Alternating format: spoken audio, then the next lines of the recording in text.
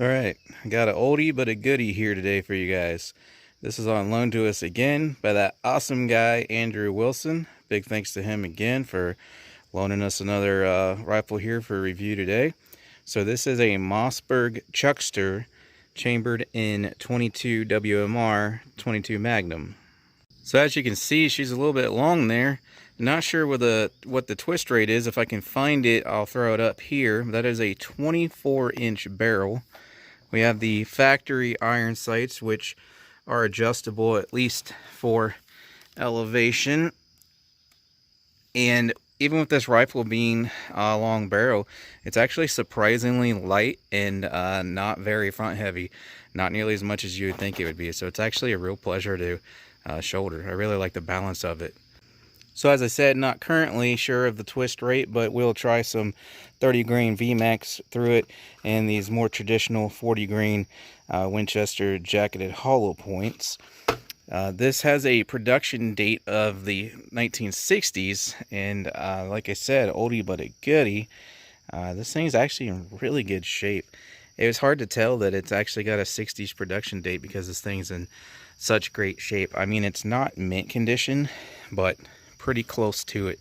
The bluing, if the light hits it just right, ever so slightly worn, but this thing overall, great shape. Hardly even any scratches in the stock whatsoever. All the plastic, this buttstock here is plastic, your end cap here is plastic, and even these finger grooves here are plastic, all in excellent condition there.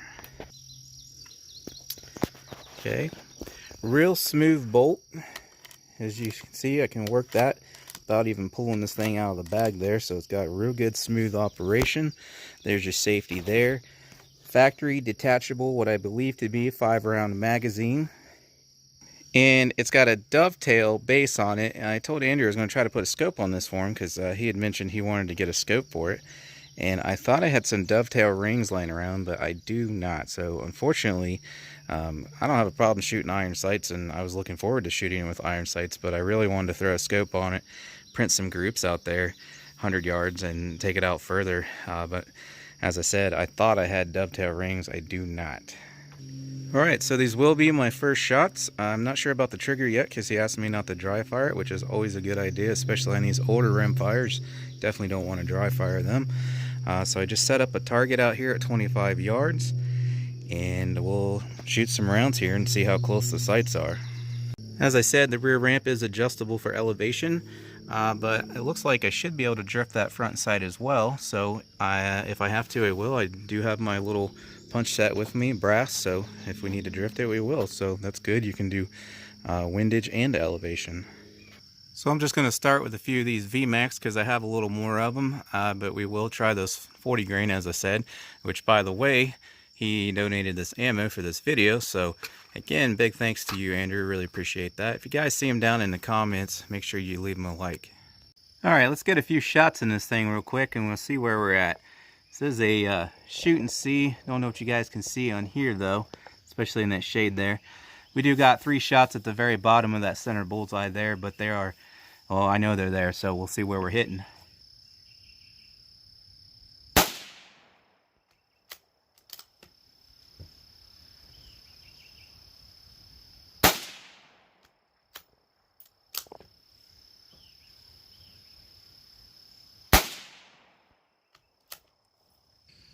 Alright, good thing I got this thing out here because it needs some help. Pretty tight group. That would be our 3 shots right there, but as you can see, it's a little off to the right and pretty high, so gotta work on the sights a little bit. Alright, so the height adjustment is going to be pretty simple. We'll just drop it down to its lowest setting there, which honestly, because we only have 2 more clicks there, it might still be high at 25 yards, but that's all we can do there. And then the front sight, since I need it to go to the left, we'll have to drift the front sight to the right. Trust me, that's how it works. Alright, so I put it on the lowest setting, but I'm noticing it's very, very loose, and it's going to be very easy to, oops, and you just lost your rear ramp. So for the time being, which will lower it even lower, obviously, which might actually put it where we need it. For the time being, I'm just going to set this off to the side, and I will leave that up to him whether or not he wants to keep that in there. And there's the tools that we need for drifting the front sight. You want to use a brass punch so that you don't scratch the metal. Alright, so that rear ramp's all the way down, removed actually, as I said, and I drifted the front side a little bit. So let's take these last two out of the mag and see where that puts us.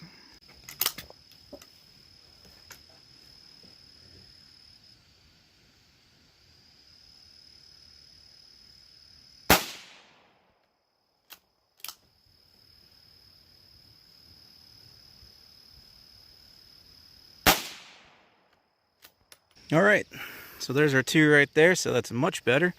You see we're still a little high there, but there's nothing we can do about that because that ramp is completely removed now, so that's as low as she goes. So 50, 75 yards, it'd probably be right about dead on where we need. And then we're still a little off to the right, but I think he shoots 40 grain in that, which is probably what that thing was meant for too, being built back in the 60s. I don't think they really had 30 grain 22 Magnum back then. So I'm going to take a couple with that 40 grain stuff real quick and see if we're hitting the same spot, or it might be over here or whatever. When you switch ammunition, it can change your point of aim. So I'm going to check with that 40 grain before I adjust the sights anymore for the windage. Alright, 3 of the Winchester hollow points, 40 grain.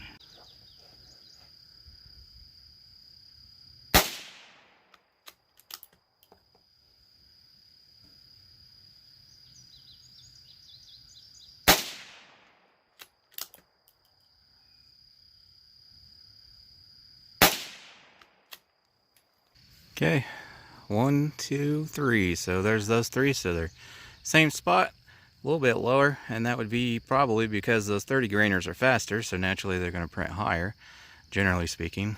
So I will drift it a little more here. Alright, so out of curiosity, since this has such a long barrel, 24-inch again, I'm going to send a few of each of those over the chrono here in feet per second, see what kind of velocities we're getting. Now these Winchesters here advertised 1910, and these are 2200, I believe. Yep.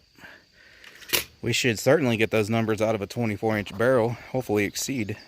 I don't know if the shade over here is going to affect it. If we have to, we'll go to a sunny bench over there, but my understanding is generally it's better in the shade. I could be wrong about that though. Alright, let's try the 30 grain VMAX first. Kept getting errors, so I moved the chrono to the sunny spot. Alright, let's try this again.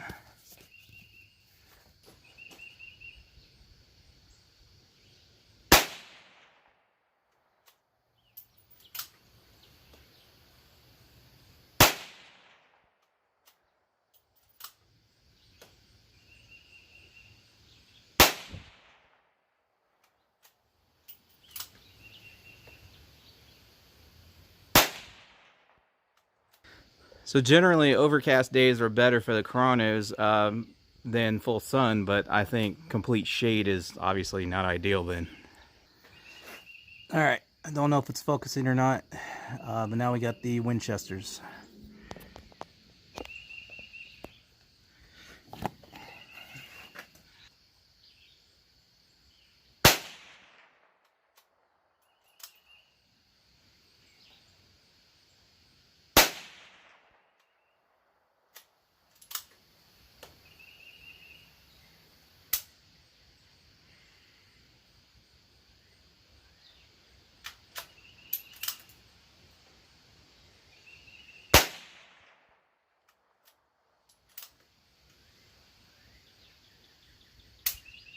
Oh my god, what's going on here?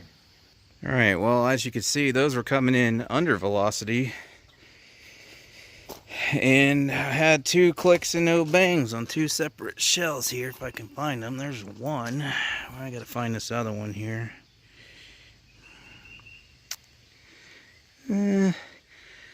Looks like kind of light primer strike. There's the other one. This keeps going in and out of focus. Sorry for my dirty fingernails. I was under the hood of a car before I came out here. So, I mean, they're definitely struck, but they do look a little on the light side. This is the first time I've been having issues, so no issues with the Hornady, which, oops, I gotta get that out, which I did shoot more of the Hornady than the Winchester so far, so maybe it's just those Winchesters with this firing pin. Get these back in here though and see if we can get them to go off.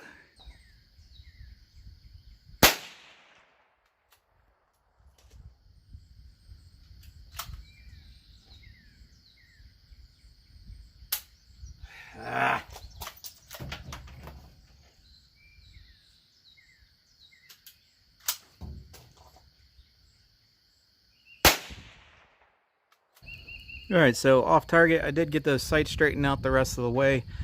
We do have some breeze here, and it's worse further down there when I was setting up my target there at 100 yards. Where are we there? Sorry for the blur. White gong at that 100-yard mound in the center of the mound there. So I got the sights where we need them, but we're being blown a little off to the right here. But I'm going to take some shots down there at 100 yards on that steel with both the VMAX and the Winchester 40 grain, and then we'll move it out at 200 and see if we can get some hits.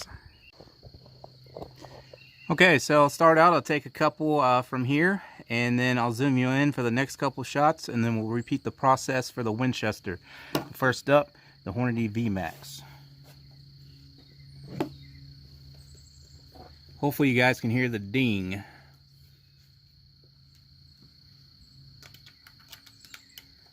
And I think when we go 200, I'll set my GoPro down there.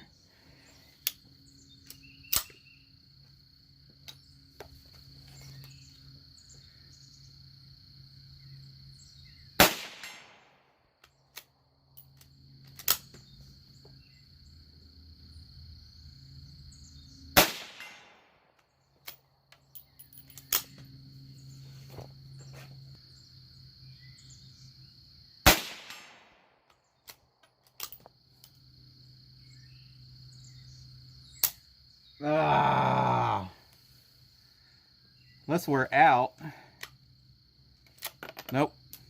Just got to click on one of those Hornadies and no fire. I think the firing pin in this thing's a little weak or something.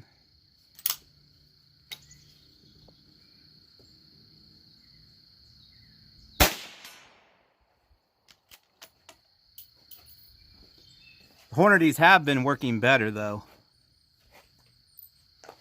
I'll pop that one back in, see if I can get it to go off.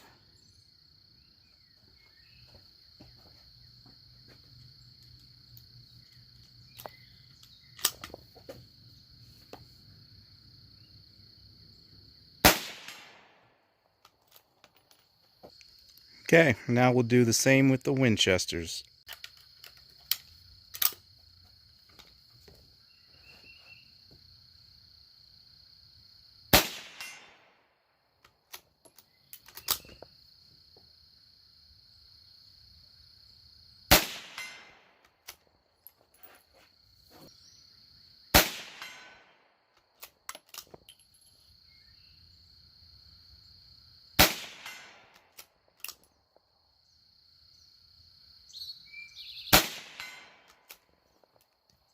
Alright, now I don't know if you guys could see where those were hitting down there or anything, but I was not trying to be accurate at all. I'm just trying to hit the plate down there. So if they're all over the plate, that's just me. I'm not trying to print groups down there. Okay, so I forgot white paint is way better for the camera and for seeing shots through a scope. But trying to see out here 200 yards with iron sights, I can't even see that thing. But I don't have any orange paint on me today. So there you guys can probably see it now. It's on the very left side of that 200-yard mound. But when I'm trying to aim at it back here, I can't even see the thing. So this might be a complete bust. So don't at all take this for the accuracy of the rifle.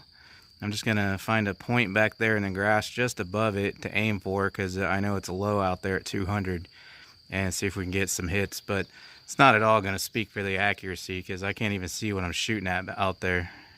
But I mean, when we was doing those 25-yard shots there, those were pretty tight. I know it's only 25 yards, but those were pretty tight. A lot of them were touching and going through the same holes, and I wasn't even trying to be accurate. I was just putting the bead on the bullseye and pulling the trigger, and they were still really tight. So I think that right there would at least speak for the accuracy of this rifle.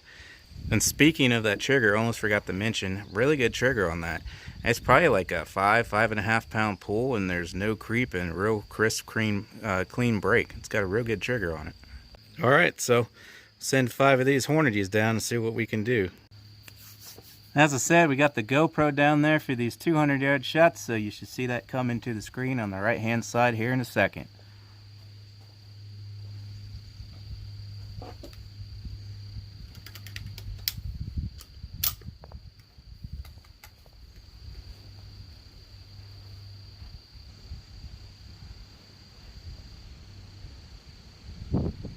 Oh man, I cannot see anything.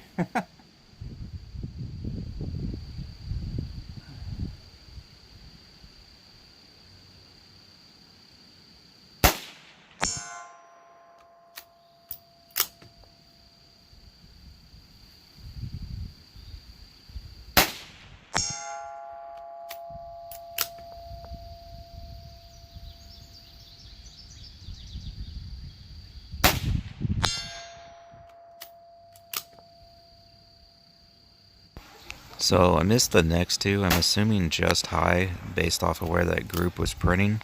And then with the Winchesters, I did not get any hits at all because I just could not find where to hold with those.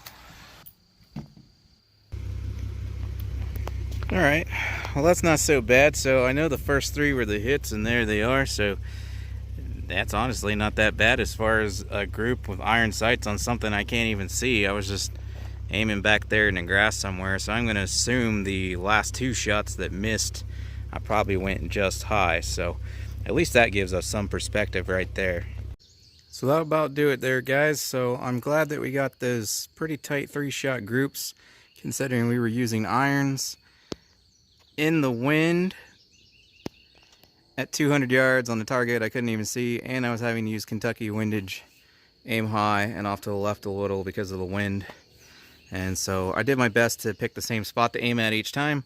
I got those 3 shots in a row and then missed 2. Like I said, probably just went high. So I think that speaks volumes for the potential accuracy out of this thing. And that was with those 30 grain VMAX. So even though this is an old rifle with a twist rate that's probably set for 40 or 45 grain ammunition, it shot those really well. So that's good, at least with those. It seems like it shoot pretty accurate down there at 200 yards, and both selections of ammo shot really good there at 25. And again, that's only 25 yards, but they were practically touching and hitting the same holes, and I wasn't even trying to be accurate. So that should give you an indication of the accuracy that this thing is capable of, which is pretty superb, honestly. And by the way, if I forgot to mention, I really do like this rifle. Like I said, very light and very comfortable to shoulder. Obviously really accurate from what we can tell. Great trigger. The only complaint I had is that we were getting some light primer strikes there, so that's unfortunate. Maybe that's something that can be cleaned up in there, or maybe this just needs a little bit of work or something, or some new parts. But yeah, other than those light primer strike issues we were having, I really do like this thing. So like I said, I had intended to get a scope on here and do some 100-yard groups, and I probably honestly would have shot farther than that, because I have other videos shooting 22 Magnum and 17 HMR out to 400 yards. But like I said, I thought I had dovetail rings, and apparently I did not. So if he ends up keeping this, maybe one day I'll get it back out with a scope on it. But as for now, that's going to conclude this. If you guys want to see any 17 HMR or 22 Magnum gel tests, I got a bunch of those in the 22 playlist slash rimfire playlist on the channel, including other 22 Magnum 17 HMR reviews. So make sure you check out that playlist on the channel. Thanks again to Andrew for letting me loan this for the review. Appreciate it, man. Appreciate you guys watching as always. If you want to get anything you see on the video, earphones, shooting bag, chrono, anything you see me using the video, targets as well, link in the description. Thanks for stopping in today, guys. Really appreciate it. I hope to see you on the next one.